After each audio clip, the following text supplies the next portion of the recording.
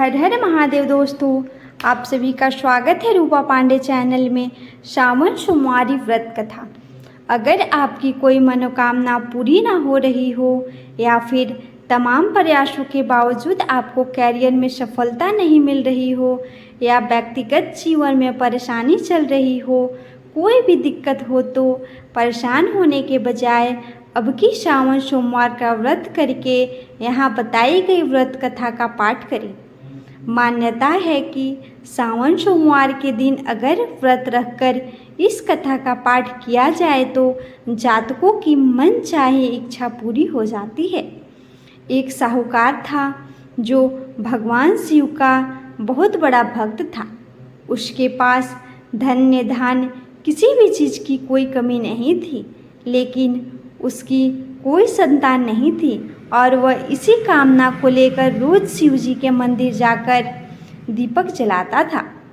उसके इस भक्ति भाव को देखकर एक दिन माता पार्वती ने शिव जी से कहा कि प्रभु, यह साहूकार आपका बहुत बड़ा भक्त है, इसको किसी बात का कष्ट है तो आपको उसे अवश्य दूर करनी चाहिए।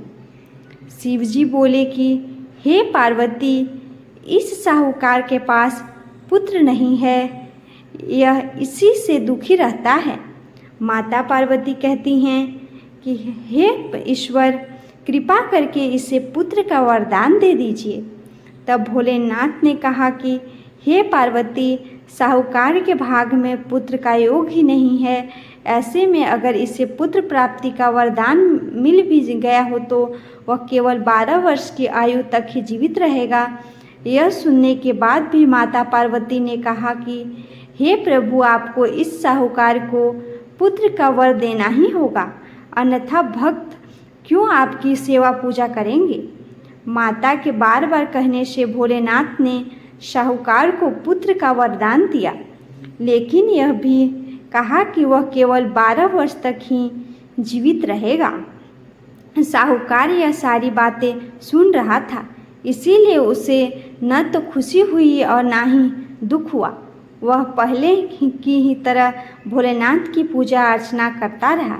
उधर सेठानी गर्भवती हुई और 9वें महीने से उससे सुंदर से एक बालक की प्राप्ति हुई। परिवार में खूब हलचल मचा गया, लेकिन साहूकार पहले ही की तरह रहा और उसने बालक की 12 वर्ष की आयु का जिक्र किसी से भी नहीं किया। जब बालक 11 वर्ष की आयु का हो गया तो एक दिन साहूकार की सेठानी ने बालक के विवाह के लिए कहा, तो साहूकार ने कहा कि वह अभी बालक को पढ़ने के लिए काशी जी भेजेगा। इसके बाद उसने बालक के मामा जी को बुलाया और कहा कि इसे काशी पढ़ने के लिए ले जाओ और रास्ते में जिस भी स्थान पर रुकना वहाँ यज्ञ करते और ब्राह्मणों को भोजन कराते हुए आगे बढ़ना। उन्होंने भी इसी तरह करते हुए जा रहे थे कि रास्ते में एक राजकुमारी का विवाह था जिससे उसका विवाह होना था। वह एक आँख से काना था, तो उसके पिता ने जब अति सुंदर साहूकार के बेटे को देखा तो उनके मन में आया कि क्यों ना इसे ही घोड़ी पर बिठाकर शादी के सारे कार्य संपन्न करा लिए जाएं। तो उन्होंने मामा से बात की और कहा कि इसके बदले में वह अथाह धन देंगे, तो वह भी राजी हो गए। इसके बाद साहूकार का बेटा विवाह की वेदी पर बैठा और जब विवाह के कार्य संपन्न हुए तो जाने से पहले उसने राजकुमारी की चुंदरी के पल्ले पर लिखा कि तेरा विवाह तो मेरे साथ हुआ, लेकिन जिस राजकुमार के साथ भेजेंगे वह तो एक आँख का काना है। इसके बाद वह अपने मामा के साथ काशी के लिए चला गया। उधर जब राजकुमार ने अपनी चुंदरी पर लिखा हुआ पाया तो उसने राजकुमार के साथ जाने से मना कर दिया। तो राजा ने भी अपनी पुत्री को बारात के साथ विदा नहीं किया। बारात वापस लौट आई। उधर मामा और भांजे काशी जी पहुंच गए थे। एक दिन जब मामा ने यज्ञ रचा रखा और भांजा बहुत देर तक बाहर नहीं आया तो मामा ने अंदर जाकर देखा तो भांजे के प्राण निकल चुके थे। वह बहुत परेशान हुए, लेकिन सोचा कि अभी रोना पीटना मचाना तो ब्राह्मण चले जाएंगे और यज्ञ का कार्य अधूरा रह जाएगा। जब यज्ञ संपन्न हुआ तो मामा ने रोना पीटना शुरू कर दिया। उसी समय शिव पार्वती उधर से जा रहे थे तो माता पार्वती ने शिव जी से पूछा कि हे प्रभु, यह कौन रो रहा है? तभी उन्हें पता चलता है कि वह तो भोलेनाथ के आशीर्वाद से जन्मा हुआ साहूकार का पुत्र है। तब माता पार्वती कहती हैं कि हे स्वामी, इसे जीवित कर दें, अन्यथा रोते रोते इसके माता पिता के प्राण निकल जाएंगे। तब भोलेनाथ ने कहा कि हे पार्वती, इसकी आयु इतनी ही थी सो हो भोग चुका। लेकिन माँ के बार बार आग्रह करने पर भोलेनाथ ने उसे जीवित कर दिया।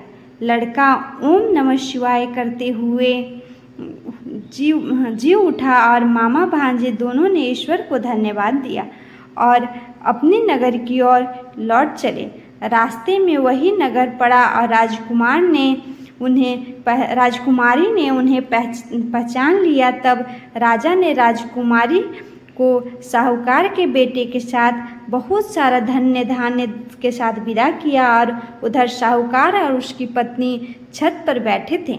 उन्होंने यह प्रण रखा था कि यदि उनका पुत्र सकुशल न लौटा तो वह छत से कूदकर अपनी प्राण त्याग देंगे। तभी लड़के के मामा ने आकर साहूकार के बेटे और बहू के आने का समाचार सुनाया, लेकिन वे नहीं माने तो मामा ने शपथ पूर्वक कहा। तब तो वो दोनों को विश्वास हो गया और दोनों ने अपने बेटे और बहू का स्वागत किया। उसी रात साहूकार को स्वप्न में शिव जी ने दर्शन दिया और कहा कि तुम्हारी पूजन से मैं प्रसन्न हुआ। इसी प्रकार जो भी व्यक्ति इस कथा को पढ़ेगा या सुनेगा उसके समस्त दुख दूर हो जाएंगे और मनोवांछित सभी मनोकामना की पूर्ति होगी। तो प्रेम से बोलिए हर हर महादेव। कथा अच्छा लगा हो तो इस तरह का और कथा सुनने के लिए चैनल को सब्सक्राइब कीजिए और हर हर महादेव कमेंट बॉक्स में ज़रूर लिखें।